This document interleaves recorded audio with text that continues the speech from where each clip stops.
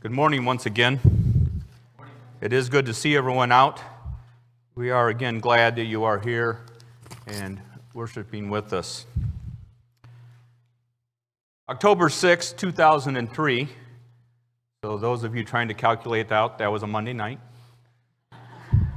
The Indianapolis Colts were playing the Tampa Bay Buccaneers. Being a Monday night game, it was a late game, and they were playing in Tampa Bay. After three quarters, the Colts are down 28-14. They go into the fourth quarter. There now is just about 5 minutes to go, and the Colts have the ball. And they start driving down the field, and Peyton Manning, the quarterback, throws an interception. It gets run back for a touchdown. Now they're down 35-14, 21 points with 5 minutes to go.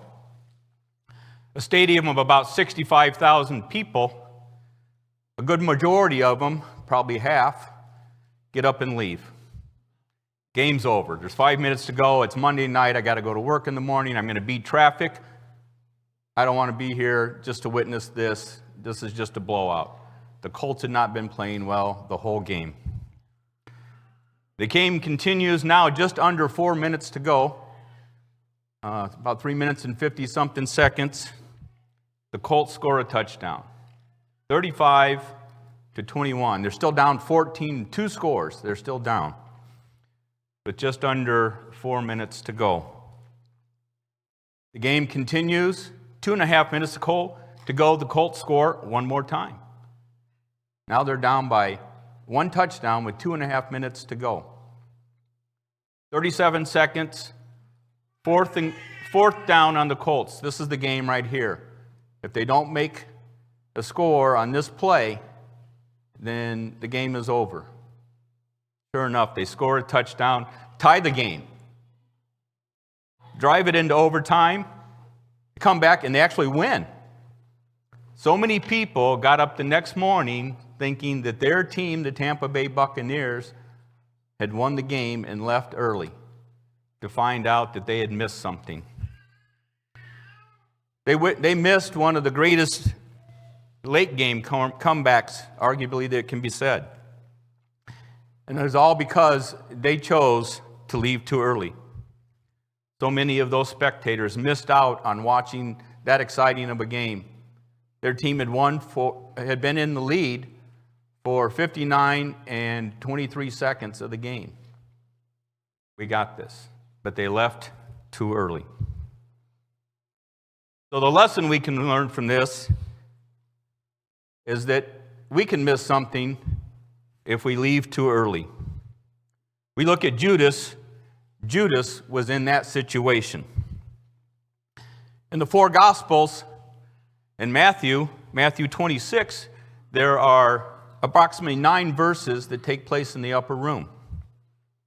Part of that is Jesus tells of the betrayer and institutes the Lord's Supper. The key point of what they're up there for, they're partaking of the Passover, and Jesus is setting up the Lord's Supper for them to remember him by. But 9 verses in that upper room. In Mark chapter 14, there's 8 verses.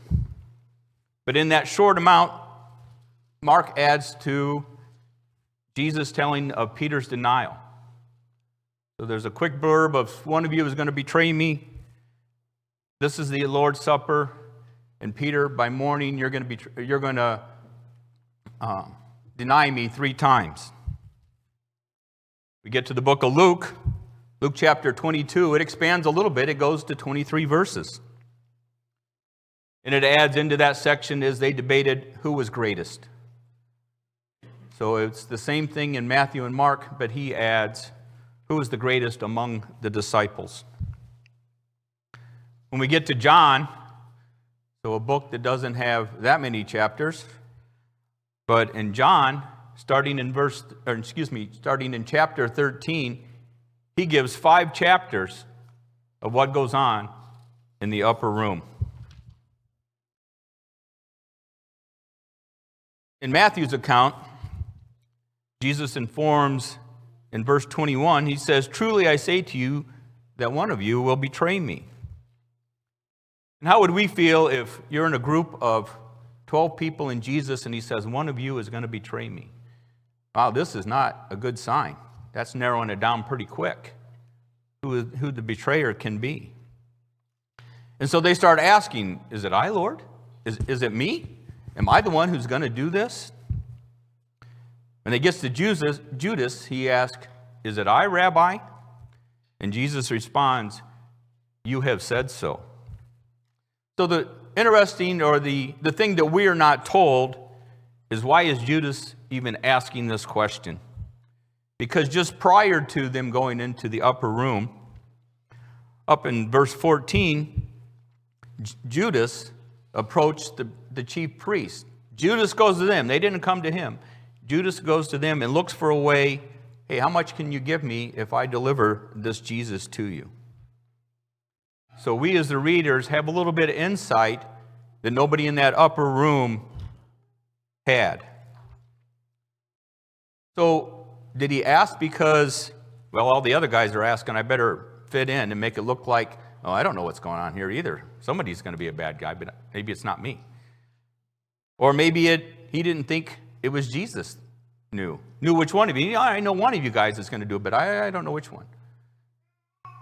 But either way, this was not new news to Judas. Judas has already beset in his mind that he was going to do this.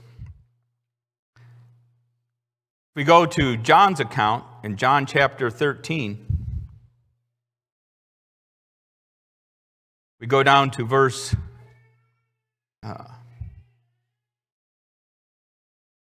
in John chapter 13, verse 21. We see that after saying these things, Jesus was troubled in his spirit, testified, truly, truly, I say to you, one of you will betray me. The disciples looked around at one another, uncertain of who he spoke. And one of the disciples whom Jesus loved was reclining at Jesus' side, and Simon Peter motioned to him to ask Jesus, who is he speaking? So you can see he's going, hey, psst, ask him who that is. I want to know. Peter, just in Peter's format, he wants to be right there in the middle of it, and he wants to know the answers. Ask him who it is. We want to figure this out right now. Jesus responds, it is he whom I give a morsel of bread when I have dipped it. And he gave it to Judas, the son of Simon Iscariot. And after he gave this to him, Satan entered into him. Jesus said to him, what you do quickly. Now, nobody else at the table understood why he was telling him this. Some thought it was because Judas had the money bag, and he was telling him to go and buy something for the feast that was going on, or maybe go give something to the poor. But after receiving the morsel of bread, he immediately went out, and it was night. So Judas has left the room. Judas left the room before one of Jesus' greatest narratives. We continue on in John chapter 13. We move down to verse 34. A new commandment I give to you, that you love one another just as I have loved you. You also are to love one another. By this, all people will know that you are my disciples, if you have love for one another. Now, the idea or the concept of love is not new. So back in Deuteronomy chapter 6, we're told to love the God with all of our heart, with all of our soul, and with all of our might. So this has been around for quite a long time, this idea of love. But he was trying to teach them the way that he loves. This is what I want you to do. They needed to have that love for each other. In 1 John chapter 4, 1 John chapter 4, and starting in verse 16. So we have come to know and to believe the love that God has for us. God is love, and whoever abides in love abides in God, and God abides in him. By this is love perfected with us, so we may have confidence for the day of judgment, because he is, so also are we in this world. There is no fear in love, but perfect love casts out fear, for fear has to do with punishment, and whoever fears has not been perfected in love. We see that this kind of love needs to be reflected in our lives. Jesus showed his love for all people, but it wasn't just love for people, but he loved people more than he did himself. We see that in his example of going to the cross. He did that for all people, not just the 12, not just for the Jews, but for all man of all kind. This is the kind of love that he wants his disciples to have, so that when others look at them and they say, that's what a follower of Jesus is, someone who loves and gives of themselves. Judas was not there to hear this. We go back to the book of John, chapter 14, starting in verse 1. Let not your hearts be troubled. Believe in God, believe also in me. In my Father's house are many rooms. If it were not so, I would have told you that If it were not so, would I have told you that I go to prepare a place for you? And if I go to prepare a place for you, I will come again and will take you to myself, and where I am, you may be also. And you know the way to where I am going. Thomas said to him, Lord, do we not know where you are going? How can we know the way? Jesus said to him, I am the way and the truth and the life. No one comes to the Father except through me. If you had known me, you would have known my Father also. From now on, you do know him and have seen him. Philip said to him, Lord, show us the Father, and it is enough for us. Jesus said to him, so as you hear Jesus' response, you can almost imagine him going, it's this sign saying, have I been with you so long, and you still do not know me, Philip? Whoever has seen me has seen the Father. How can you say, show us the Father? Do you not believe that I am in the Father, and the Father is in me? The words that I say to you, I do not speak on my own authority, but the Father who dwells in me does his works. Believe in me that I am in the Father, and the Father is in me, or else believe on the account of the works themselves. Truly, truly, I say to you, whoever believes in me will also do the works that I do, and greater works than these he will do, because I go to the Father. Whatever you ask in my name, this I will do, that the Father may be glorified in the Son. If you ask me anything in my name, I will do it. So we go back to, here's Thomas. Thomas saying, you want us to know how to get there? We don't even know where you're going. How can we know a way if we don't know the destination? And Jesus is trying to explain to him now, it is I that am the way. In Hebrews chapter 10, and verses 19 and 20. Therefore, brothers, since we have confidence to enter the holy places by the blood of Jesus, by the new and living way that he opened for us the curtain, that is, through his flesh. In the Old Testament, there was this curtain that separated in the temple from where everybody could be to where the most holy was. We know in Matthew chapter 27 that upon Jesus' death, that curtain was torn from top to bottom. It was separated. There is now an opening for us to approach God, and that is to have that access through Jesus. Going back to John chapter 14. And in verse 6, Jesus said to him, I am the way and the truth and the life. So we see that there is no other way to the Father. There's no other way to God except through Jesus. that there is no one else that we can have salvation except through him. He's making that statement that I am the truth. Right here, he's making it clear that he is deity, that he is God. He's making it clear that he is the originator. He is truth. If you want to know what truth is, look at Jesus. That is what truth is. And that he is life. Not the physical life. We know that each one of us, that these bodies will eventually fail.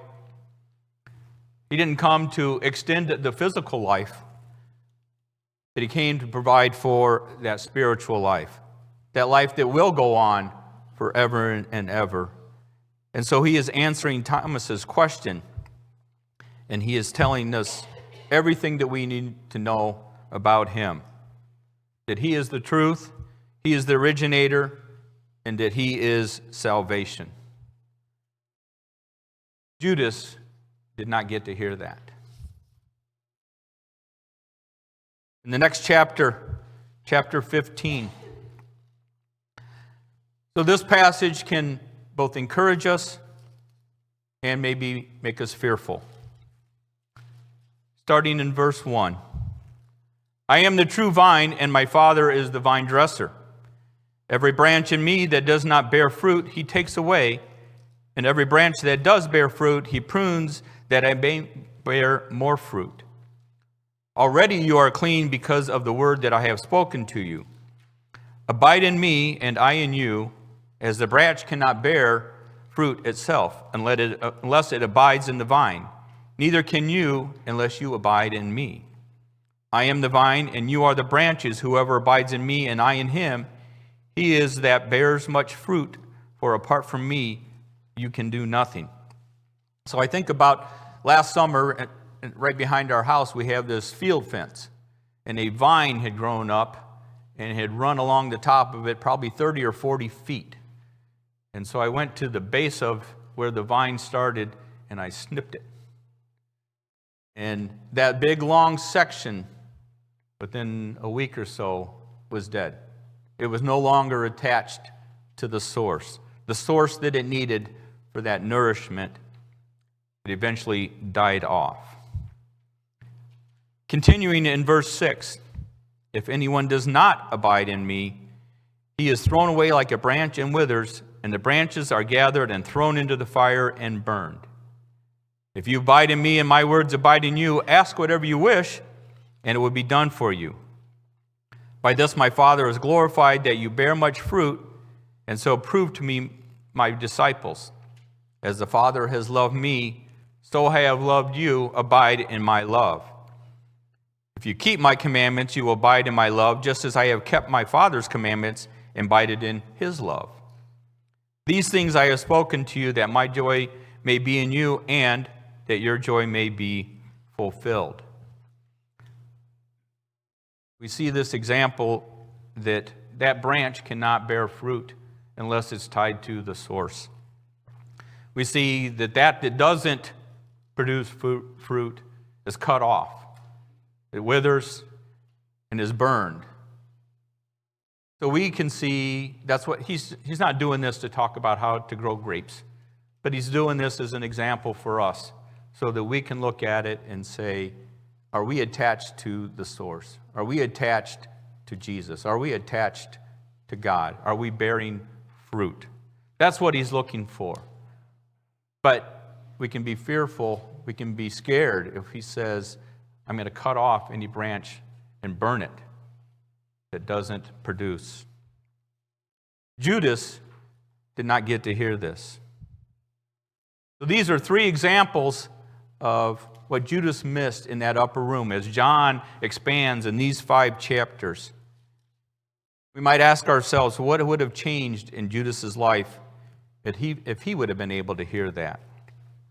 That new commandment of love, that concept of I'm going to give of myself, I'm going to put the other's needs before me. Would he have put, there's 30 pieces of silver, or Jesus? What would his answer have been if he would have heard those words? Or realizing that Jesus is saying that he is the way and that he is the life. He is the only source of salvation that can get us to heaven? Would he have realized, when he realized his mistake, he tried to take the money back to the chief priests and say, I don't want it, I messed up, I shouldn't have done this. They said, oh, we can't take that. That's blood money. Which is ironic because they're the ones who gave him the money. But we can't take it back. That's not a good thing. When he realized the error of his mistake, he chose to run away from the way, from the source. Instead of refusing grace through repentance, he chose to take his own life. We read of that in Matthew 27, that he went out and he hung himself. But if he had known Jesus was the truth and God in the flesh, he might have not chosen to make that choice. If he would have known that Jesus was the life, would he have decided to take his own? Or would he have understood his actions and realized where he could have gotten forgiveness of sin? No matter how heinous we think we are, he could have had forgiveness of his sins. Would he have realized that not being attached to the branch, to the vine, that the branch is not producing fruit? Would he have realized that this is what I need to be doing if he would have heard what Jesus said, but instead, again, he took his own life? We realize that this is just speculation on what would have become of Judas, because we know that the path that he chose, he decided to try and take it into his own hands. And the choice he made and the impact of his actions, ultimately, he is the one who started putting Jesus on the cross. In the song that we sang, each one of us put him there. Judas happened to be the one that kissed him on the cheek. So what about us? So this past week, while the weather may not have seemed like it, we transitioned into spring. We think about spring, and this is a time of new birth? This is new growth. We'll see young animals that are being born, their first experience in the world. We'll see trees that have been around for years, decades, that are going to bloom just as they had done before. They are going to produce, and we're going to see newness. We ask ourselves, we should not leave too early. Don't leave the presence of Jesus while you have a chance.